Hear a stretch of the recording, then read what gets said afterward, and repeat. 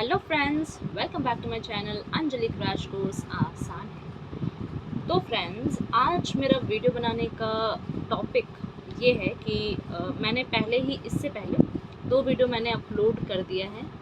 वो एक है एसएलएम मेथड और दूसरा है डब्ल्यूडीबी। ठीक है, वो अच्छे से मैंने कॉन्सेप्ट उसका दिया है। आज मैं क्या करवाने वाली हूँ ये बता दूँ आप लोगों को।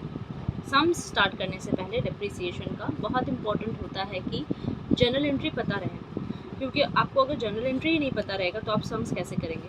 वो तो बेसिक कैलकुलेशन मैंने एक्सप्लेन किया था। अब के इस वीडियो में मैं जर्नल एंट्री करवाने वाली हूँ और दूसरा एक फुल फ्लेज बहुत ही अच्छा सम्स मैं करवाने वाली हूँ, फुल कैलकुलेशन कॉन्सेप्ट सबके संग। ठीक है, तो अगर ये वीडियो आप लोगों ने पूरा देखा तो डेप्रिसिएशन चैप्टर तो पूरा आप लोगों का क्लियर होने वाला है और बहुत अच्छे मार्क्स भी आएंगे।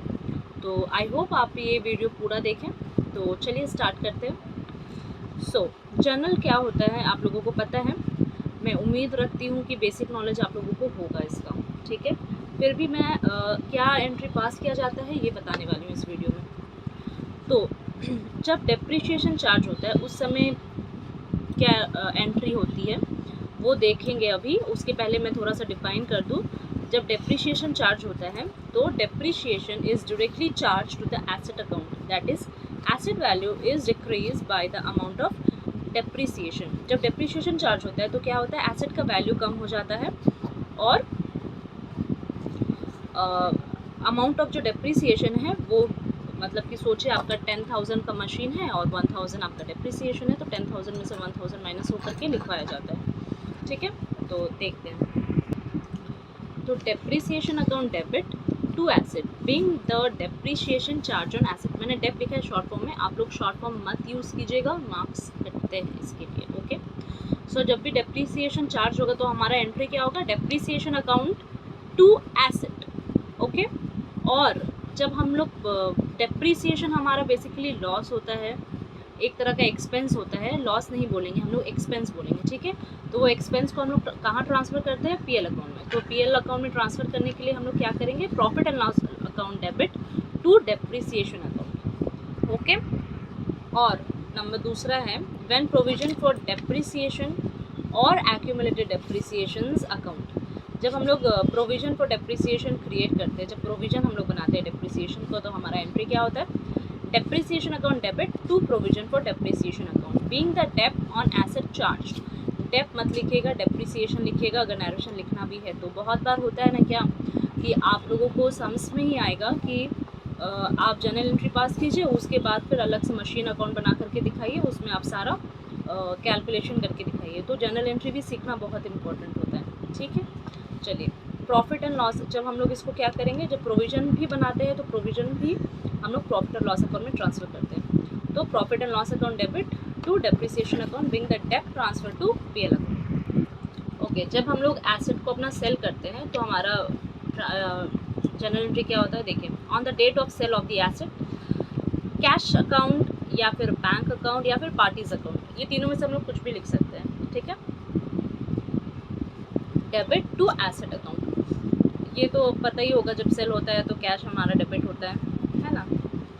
अगर आप लोगों का जर्नल नहीं क्लियर है तो मैंने जर्नल का भी वीडियो बना रखा है, आप वहाँ से देख सकते हैं, आपका कॉन्सेप्ट क्लियर हो जाएगा वहाँ पे। ठीक है, provision for depreciation account is transfer to the asset account because it is no longer required to be carried. ठीक है, प्रोविजन इसीलिए हम लोग क्या करते हैं, ट्रांसफ़र कर देते हैं एसेट अकाउंट। तो अभी जब हम लोग ट्रांसफ़र करेंगे तो क्या होगा, provision for depreciation account debit to asset account, amount of provision for depreciation, यहाँ पे हम लोग वही अमाउंट लिखेंगे, अमाउंट ऑफ प्रोविजन। ठीक है, being provision for depreciation transfer to the asset account. और यहाँ पे देखिए नोट क्या है, when provision for depreciation account is maintain. जब provision for depreciation account maintain होगा ऑब्वियस सी बात है तभी ये वाला एंट्री होगा। ठीक है, now if profit is earn on sale, अगर प्रॉफिट हुआ सेल में तो क्या हम लोग एंट्री करेंगे, asset account debit to PL account.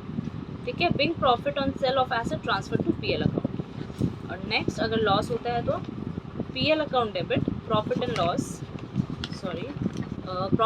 Account debit to asset account being the loss on sale of the asset transfer to PL account. ठीक है, ये हो गया हमारा जर्नल एंट्री। अब चलिए हम लोग सम्स करते हैं। ओके फ्रेंड्स, तो आप लोगों को मोबाइल की स्क्रीन में क्वेश्चन दिख रहा होगा। चलिए रीड करते हैं पहले।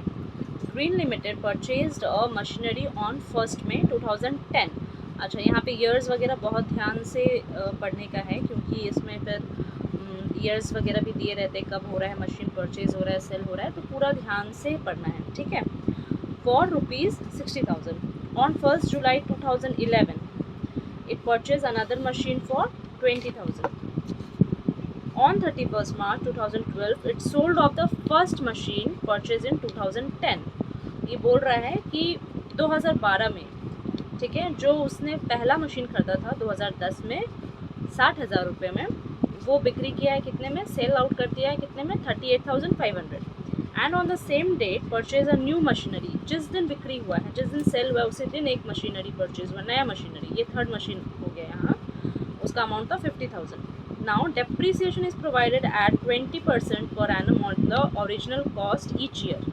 ओरिजिनल कॉस्ट यहाँ दिया है। ओरिजिनल कॉस्ट का मतलब क्या होता है, मैंने प्रीवियस वीडियो में ही बताया है, पार्ट 1 में ओरिजिनल कॉस्ट किसे कहते हैं, ठीक है, पूरा कॉन्सेप्ट समझाया गया है, प्लीज़ आप लोग जा करके देखिए वहाँ पे।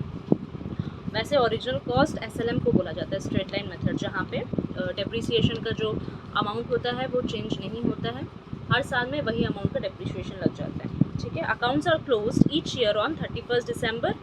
Show the machinery account for 3 years. 3 years के लिए मशीनरी अकाउंट बोला है दिखाने के लिए, तो हम लोग को 3 ईयर्स का कैलकुलेशन करना पड़ेगा, राइट। तो पहला क्या है हमारा ग्रीन, अब आइए यहाँ पे देख पा रहे होंगे बुक, आई मीन मेरा शीट, यहाँ पे मैंने लिखा है in the books of Green Limited machinery account, okay.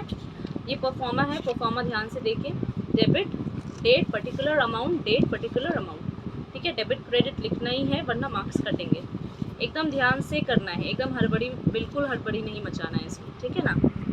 Okay friends, तो क्या हुआ है, मैं फर्स्ट को क्या हुआ हमारा मशीन परचेज हुआ है, तो हम लोग क्या लिखेंगे, अभी मैंने दिखाया machinery account debit to bank 60,000।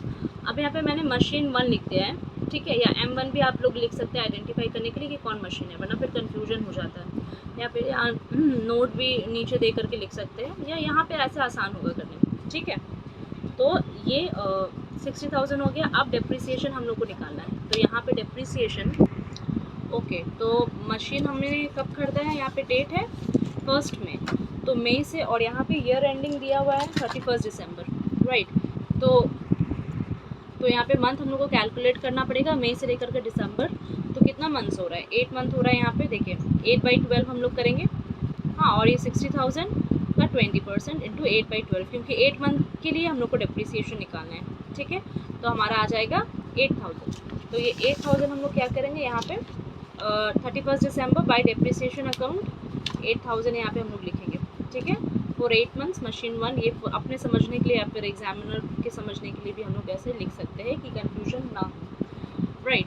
अब यहाँ पे हम लोग क्या करेंगे, यहाँ पे हम लोग ये 60,000 यहाँ पे ग्रेटर है, बैलेंस शीट हम लोग कर देंगे कैरिड डाउन, जितना ये हमारा बैलेंसिंग फिगर है, ठीक है। यहाँ पे आप लोग लिख सकते हैं या फिर ऐसे अंडरस्टूड है ये 52,000। उसके बाद हम लोग यहाँ पे ब्रॉड फॉरवर्ड करेंगे इसको नेक्स्ट ईयर में हमारा 2011 जनवरी। अब यहाँ पे क्या बोल रहे हैं कि 1 जुलाई 2011 इट परचेज अनदर मशीनरी।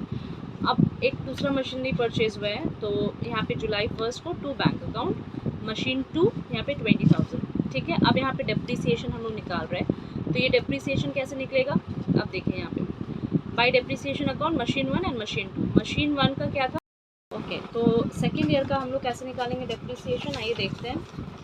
ये हमारा वर्किंग, देखिए वर्किंग नोट एक अलग से आप लोगों को बनाना पड़ेगा, और यहाँ पे लिखना पड़ेगा वर्किंग नोट, और कैलकुलेशंस ऑफ डेप्रीसिएशन ये भी लिखना पड़ेगा, जैसे मैंने यहाँ लिखा है, ठीक है। फॉर फर्स्ट ईयर यहाँ पे दिया है मैंने, फर्स्ट मशीन का अभी मैंने एक्सप्लेन किया आप लोगों को।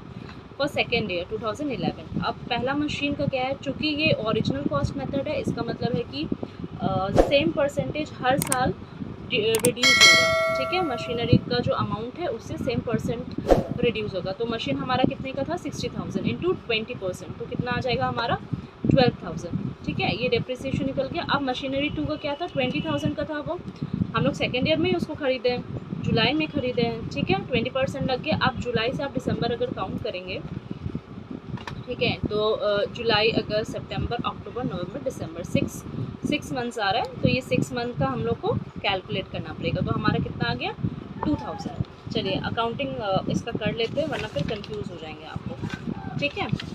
ये देखिए, तो ये हमारा बाय डेप्रिसिएशन हम लोग साल के अंत में डेप्रिसिएशन चार्ज करते हैं। तो बाय डेप्रिसिएशन अकाउंट मशीन 1 का भी 12,000 दिखाया, कैसे आया, मशीन 2 का 2000, और ये दोनों को हम लोग ऐड करके यहाँ पे लिख देंगे 14,000, ठीक है।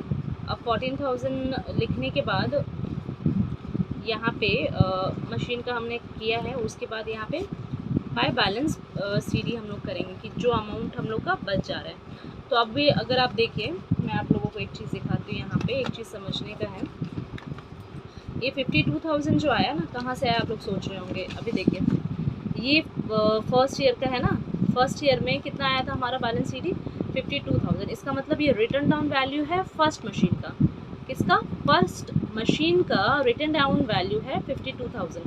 तो अगर हम लोग 52,000 को माइनस करेंगे 12,000 से, 12,000 को क्यों माइनस करेंगे, क्योंकि अभी मतलब ये जो है 52,000, 60,000 से 8,000 माइनस होके 52,000 आया है। वो 60,000 फर्स्ट मशीन का कॉस्ट था, उससे 8,000 डेप्रीशिएट हुआ है, डेप्रीशिएट होके सेकेंड ईयर में वो मशीन का वैल्यू जो 60,000 का था उसका वैल्यू हो गया 52,000।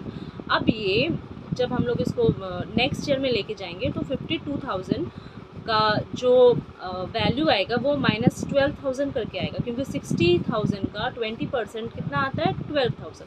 तो इसलिए हम लोगों ने इसको डिडक्ट कर दिया है। तो हमारा कितना आ गया, थर्ड ईयर में इसका वैल्यू हो जाएगा 60,000 का मशीन का 40,000, ठीक है। सिमिलरली ये मशीन 2 20,000 का था, इसमें हम लोगों ने 2,000 माइनस कर दिया, तो हमारा आ गया 18,000। इन दोनों को हम लोग मिला देंगे तो 58,000, ठीक है। अगर आप लोग को ये कैलकुलेशन चेक करना है कि करेक्ट है या नहीं, तो आप लोग इस तरह से भी चेक कर सकते हैं। देखिए मैं बता रही हूँ, एसेट का डेबिट साइड हमेशा ज़्यादा होना चाहिए। आई होप आप लोगों को ये बात पता हो, ठीक है। देखिए यहाँ पे 52,000 प्लस हमारा मशीन कितने का है, 20,000, राइट। ये हमारा गया 72,000। अब 72,000 से अगर हम लोग यहाँ पे 14,000 ये जो है डेप्रिसिएशन इसमें से डिडक्ट करेंगे 14,000, तो हमारा कितना आ गया, 58,000। और यहाँ पे हमारा कितना आया, ये दोनों को कैलकुलेट करके 58,000। तो ये हमारा आंसर भी करेक्ट है। और ये हमारा क्या जा रहा है, balance sheet, balance carried down. तो अब इसको हम लोग ब्रॉड डाउन करेंगे नेक्स्ट ईयर में। तो देखिए अभी ये नेक्स्ट ईयर 2012 में जनवरी 1 में हम लोग बैलेंस बीडी किए हैं। तो फर्स्ट मशीन का अमाउंट आ गया हमारा 40,000, सेकेंड मशीन का आ गया है 18,000। अब इसका हम लोग डेप्रिसिएशन निकालेंगे। क्वेश्चन में बोला है कि जो पहला वाला मशीन जो खरीदाया था 2010 में, उसको हम लोगों ने 2012 में सेल आउट कर दिया है, ठीक है, मार्च में। तो यहाँ पे डेप्रिसिएशन चार्ज करना पड़ेगा। वो देखिए पहले जितने दिन तक वो हमारे पास था उसका डेप्रिसिएशन कैलकुलेट होगा, ठीक है। तो यहाँ पे एक सेकेंड, ये रहा, देखिए फॉर थर्ड ईयर 2012 ये वैल्यू ऑफ मशीन, यहाँ पे देखिए वैल्यू अगर निकालना चाहें तो कैसे 40,000 आया, ये देखिए 60,000 का मशीन था, फर्स्ट ईयर 8,000 डेप्रिसिएशन लगा वेरी सॉरी 12,000 उसके नेक्स्ट ईयर लगा, तो ये आ गया हमारा 40,000। ये मशीन का वैल्यू है। अब डेप्रिसिएशन कैसे चार्ज करेंगे, क्योंकि ये ओरिजिनल कॉस्ट मेथड है, मैं बार बार बोल रही हूँ। ओरिजिनल कॉस्ट मेथड में क्या होता है, वही अमाउंट से वो हर साल डिक्रीज़ होता है। तो 20% लगाए किसका, 60,000 का 20%, तो 60,000 का 20% ही हम लोग डेप्रिसिएशन चार्ज करेंगे। यहाँ पे M1 दिख रहा होगा आप लोगों को 60,000। ये 3/12 ये है कि मार्च में वो मशीन सेल आउट हुआ है, तो जनवरी फरवरी मार्च 3 मंथ, ठीक है। तो 3/12 इंटू 20% आ जाता है हमारा 3,000। ये मशीन 1 का हो गया। अब मशीन 2 का 20,000 पे 20%, सॉरी 20,000 पे 20%, ओके 4,000, ठीक है। इसमें कोई कैलकुलेशन नहीं है। अब तीसरा मशीनरी खरीदाया है, ठीक है, मार्च में ही एक सेल हुआ, एक खरीदाया है। उसका मशीन का अमाउंट कितना है, 50,000। 15,000 का 20% लेंगे और कितने दिनों तक वो हमारे पास रहेगा, मतलब मार्च में खरीदाया है तो मार्च के बाद से हम लोग कैलकुलेट करेंगे दिसंबर तक, क्योंकि दिसंबर सेशन तक का ही अकाउंटिंग पीरियड है। ठीक है, तो अप्रैल से दिसंबर तक होता है 9 मंथ, तो इसका हम लोग को आ जाएगा 7,500। ठीक है, तो ये देखिए यहाँ पे बाय डेप्रिसिएशन अकाउंट 3 मंथ्स का है 3,000। उसके बाद यहाँ पे एक नया मशीनरी ऐड हुआ है यहाँ पे March 31 to bank account machinery 3 50,000 right. फिर यहाँ पे 31 को अब हम लोग डेप्रिसिएशन चार्ज करेंगे जो मशीन हमारे पास बच गया है, क्योंकि ये पहला मशीन तो बिक्री हो गया था। ठीक है, ये सेल हो गया था, तो ये मशीन का हम लोग चार्ज करेंगे। अच्छा, डेप्रिसिएशन चार्ज करने के पहले ये जो पहला मशीन को हम लोग सेल आउट कर रहे हैं उसका यहाँ पे हम लोग लिखेंगे by bank account cell of M1 38,500।